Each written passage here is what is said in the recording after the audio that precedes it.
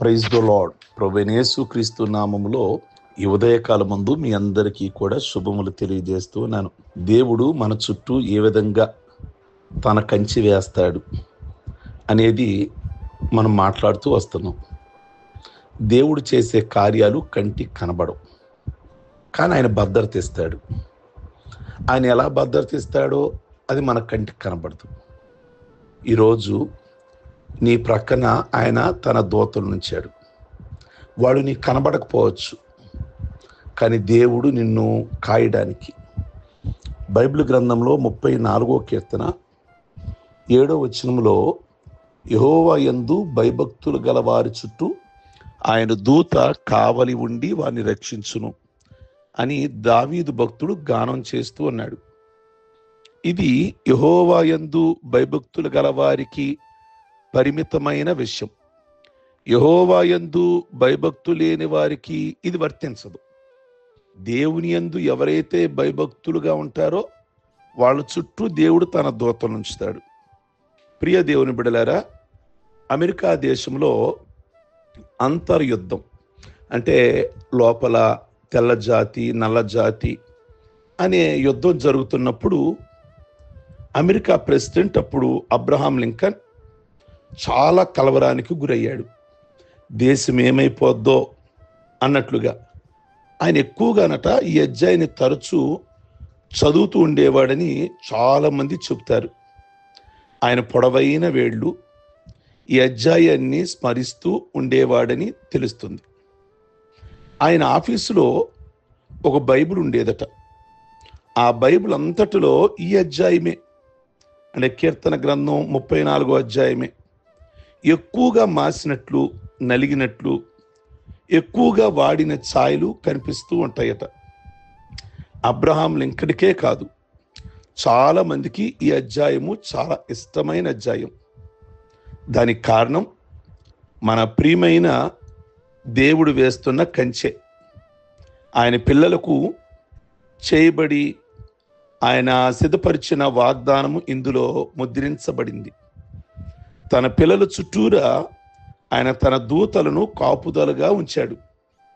ఓసారి ప్రపంచ సువార్థికుడు doctor Billy గ్రహం గారు దేవదూతలు అనే తన గ్రంథంలో దేవదూతల మీద ఒక పుస్తకం రాశారు ఆయన. ప్రియ దేవుని బిడ్డలారా, దేవదూతలు విశ్వాసును కాపాడతారు అని వ్రాస్తూ ఆయన ఒక జరిగిన సంఘటనని వ్రాస్తారు. ప్రపంచ సువార్థికుడైన బిల్లీ గ్రహం గారు జాన్ పేటన్ అనే ఒక మిషనరీ ఆయన ఒక ప్రాంతంలో, అంటే ఒక దీవుల్లో సేవ చేస్తూ ఉంటాడు.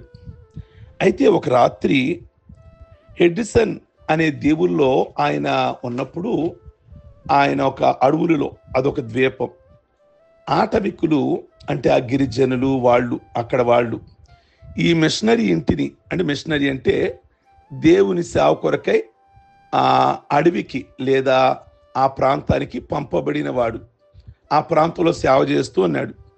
ఈ తెగళ్ళవారు, గిరిజన తెగలవారు, ట్రైబల్స్ అలాంటి వాళ్ళు ఈ మిషనరీ ఇంటిని ముట్టడించారు రాత్రిపూట. అయితే ఈ పేటన్ దంపతులను చంపాలని వారు వచ్చారు. ఆయన భార్య ఈయన రాత్రంతా ప్రార్థిస్తారు. అదో భయంకరమైన రాత్రి.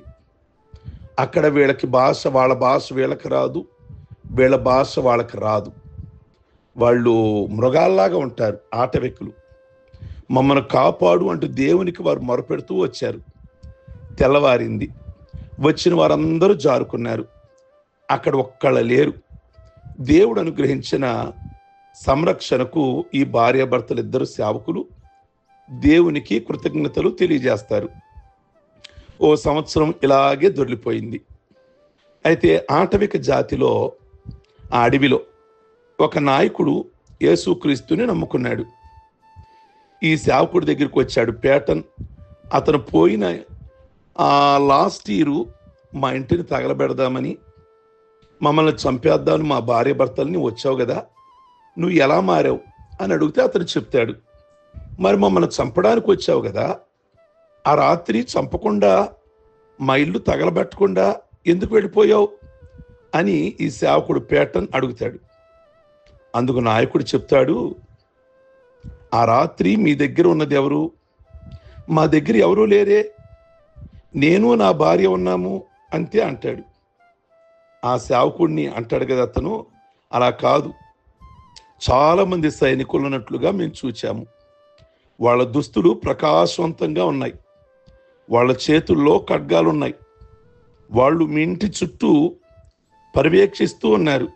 మాకు భయం వేసి వెళ్ళిపోయాం అన్నాడు ఆ గిరిజన నాయకుడు.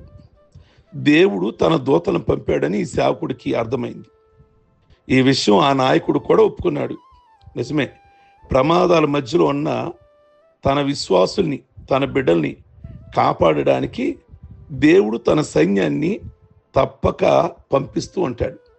ఈ ఉదయకాలమందు దేవుడు ఎన్నడూ కూడా తన బిడ్డలను విడిచిపెట్టేవాడు కాదు. ఆపదలో ఉన్నప్పుడు ఏ ప్రాంతంలో ఉన్నా కానీ తన దూతల్ని సంరక్షణగా ఆయన ఇచ్చేవాడు. యెహోవా యందు భయభక్తులు కలిగిన వారి చుట్టూ ఆయన దూతలు కావలియుండును అన్న మాట ఈ రోజున జరుగుతుంది. దేవుడు మీకు కూడా ఈ 2025లో తన దూతల్ని మీకు, మీ కుటుంబాలకి, మీరు ఒక్కరిగా ఉండొచ్చు, మీరు ఇంట్లో లేదా చాలా దూరం ఊరికి బయటగా ఉండొచ్చు, మీరు ఏ ప్రాంతంలో ఉన్నా కానీ మీరు ఏ విషయంలో కూడా కలవరపడవసల్లా దేవుడు తన దూతల్ని మీ ఇంటికి కాపలాగా ఉంచమని ప్రార్థించి పడుకోండి. లేదా అటువంటి ప్రయాణాలు చేస్తున్నప్పుడు మీ దూతలు మాకివ్వండి అని ప్రార్థించి ప్రయాణం చేయండి. దేవుడు తన దూతల్ని మీకు కాపుదలుగా ఇచ్చునుగాక. ప్రార్థించుకుందాం. సర్వశక్తి కలిగిన తండ్రి, మీ అందు భయభక్తులు కలిగిన వారికి దేవదూతలను ఇస్తారు, భయభక్తులు కలిగిన వారికి అన్నీ సమకూడేలాగా జరిగిస్తారు. భయభక్తులు కలిగిన వారికి ఏది తక్కువ చేసే దేవుడు కాదు. నిజంగా ఒక భయము, భక్తి గనక మా జీవితాలలో ఉంటే ఏ సమయానికి ఏది కావాలో ఆ వ్యక్తులకి, ఆ కుటుంబాలకి మీరు అనుగ్రహించే దేవుడివి కనుక ఈ ఉదయకాలం ముందు ఈ ప్రార్థనలో ఏకీభిస్తున్న ప్రతి ఒక్కరికి మీ అందు భయభక్తులు కలిగిన వారిగా జీవించి మీ ద్వారా అనేకమైన మేలు, దీవెనలు, ఆశీర్వాదాలు, అలాగే సెక్యూరిటీగా మీ దూతల్ని వాళ్ళకి దయచేయమని ప్రార్థన చేస్తున్నాం. ఈ 2025 అంతట్లో కూడా వారిని మీరే నడిపించమని ప్రార్థిస్తున్నాం తండ్రి. ఏ ప్రయాణాలలోనైనా వారికి భద్రతను, క్షేమాన్ని దయచండి. వారి ఇంటిలో అందరూ ఉన్నా, ఒంటరిగా ఉన్నా, ఏ ఆందోళన లేని వారిగా దూతలు మా కాపుదలగా ఉన్నారు అన్న ధైర్యాన్ని వారికి దయచేయమని ప్రార్థన చేస్తున్నాం. ఈరోజు పెళ్లి రోజులు, పుట్టినరోజులు, రక్షణ పొందిన రోజులు చేసుకుంటున్న బిడ్డలందరినీ కూడా ప్రత్యేకంగా దీవించి ఆశీర్వదించండి. ప్రతి ఒక్క విషయంలో కూడా వారి అవసరతలన్నీ కూడా మీ నామములో తీర్చమని యేసు పరిశుద్ధ నామములో అడుగుచున్నాం తండ్రి. ఆమేన్. God bless you. మీ అందరికీ ఉదయకాలమందు